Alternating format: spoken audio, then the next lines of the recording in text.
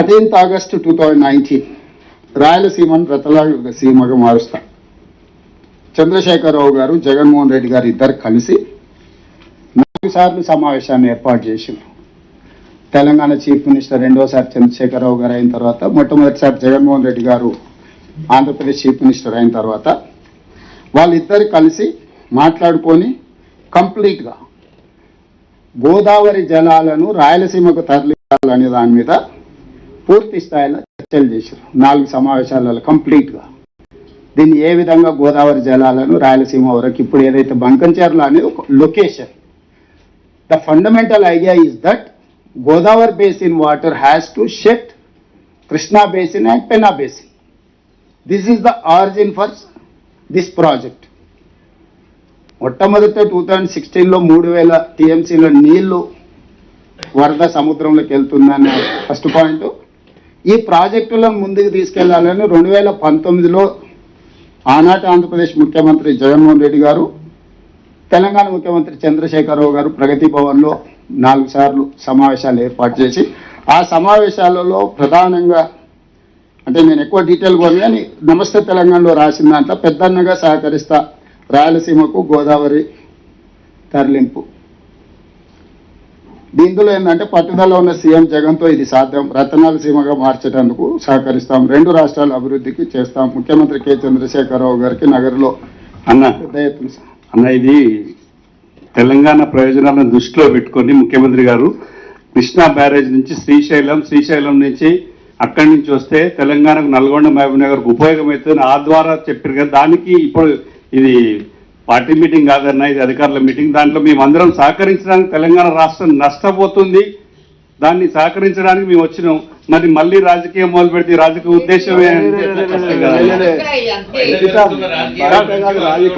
ఒక నిమిషం అన్న, ముఖ్యమంత్రి గారు మీరు చదివిన మీటింగ్ మినిట్స్ అన్ని ఒక్కసారి మళ్ళీ కావాలంటే రీట్రేట్ చేపిస్తా. మీరు ఎన్ని విషయాలు ప్రస్తావించి నేను సపోర్ట్ చేస్తున్నాం కదా సార్, ఇది నేను కౌంటర్ ఆర్గ్యుమెంట్ చేయడానికి చెప్పడం లేదు. దీని అంశాలను మీ ముందర పెడితే ఎట్లా ముందుకు వెళ్ళాలనే సూచన కోసమే ఇది. మీరు క్లియర్గా మీరు చదివిన మళ్ళీ ఒకసారి నాకు అభ్యంతరం లేదు, మీరు పేపర్ తెచ్చి చదివిండ్రు కదా, మీరు పూర్తి స్థాయిలో ఏ విధంగా కేంద్ర ప్రభుత్వాన్ని అప్పుడు మాట్లాడింది దయచేసి సార్ ఒక్క నిమిషం మీరు మధ్యలో మాట్లాడుకొని మీకు ఇచ్చిన అవకాశం, మీరు క్లియర్గా మాట్లాడినరు. మీరు క్లియర్గా కేంద్ర ప్రభుత్వం సహకరిస్తలేదు, తెలంగాణ ప్రభుత్వం పట్టించుకోవడం లేదు. కేవలం మమ్మల్ని మాత్రమే మా కేసీఆర్ గారు ఖచ్చితంగా ఒప్పుకున్నారు. దేనికి ఒప్పుకున్నారు? వయా కృష్ణా నది నుంచి శ్రీశైలం సాగర్ నుంచి తీసుకపోతే నల్గొండ జిల్లాకి, మహబూబ్నగర్ జిల్లా కూడా తెలంగాణ ప్రయోజనాలను దృష్టిలో పెట్టుకొని మాట్లాడిందే. దాని తప్ప ఇప్పుడు మళ్ళీ వేరే విధంగా మాట్లాడడానికి చూపిస్తే సబ్జెక్ట్ డైవర్ట్ చేస్తే సపోర్ట్ చేస్తానికి వస్తున్నాం కదా. రవిచంద్ర గారు, నేను ఏమీ సొంతంగా పొలిటికల్ స్టేట్మెంట్ ఇవ్వడం లేదు. ఆ రోజు జరిగిన చర్చల సారాంశము ప్రధానంగా తెలంగాణ రాష్ట్ర సమితి సొంత పత్రిక నమస్తే తెలంగాణలో ఏ అంశాలు రాసిందో ఈ సందర్భంగా, ఎందుకంటే మీరు చాలా విషయాలు ఇక్కడ నుంచి ముందుకు ఎట్లా వెళ్ళాలనే దాని మీద కంటే కేంద్ర ప్రభుత్వం ఏ రకంగా నిర్ణయాలు తీసుకోలేదు, తెలంగాణ ప్రభుత్వం ఏ రకంగా మీరు రిప్రజెంట్ చేయలేదు అనే చాలా విషయాలు మీరు ప్రస్తావించారు. మీరు ఎన్ని విషయాలు ప్రస్తావించినా మేము చిన్న ఇష్యూ కూడా అబ్జెక్షన్ చేయలేదు. ఎందుకు చేయలేదంటే ఒక రాజకీయ పార్టీ తన అభిప్రాయం చెప్పేటప్పుడు ఆ అభిప్రాయాలను గౌరవించాలనేది మా ఆలోచన. మేము అంగీకరించవచ్చు, మేము వ్యతిరేకించవచ్చు, కానీ మీరు ప్రస్తావించిన అన్ని అంశాలను మేము విన్నాము.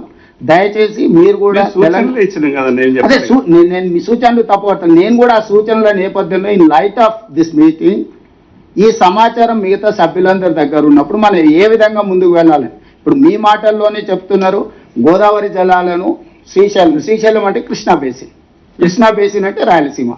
ఇప్పుడు దాన్ని తీసుకెళ్ళి దాన్ని అడ్వాంటేజ్గా తీసుకోవాలి. ఇప్పుడు ఆయన నాగార్జున సాగర్ బైపాస్ చేస్తున్నారు. కంప్లీట్ చేయండి.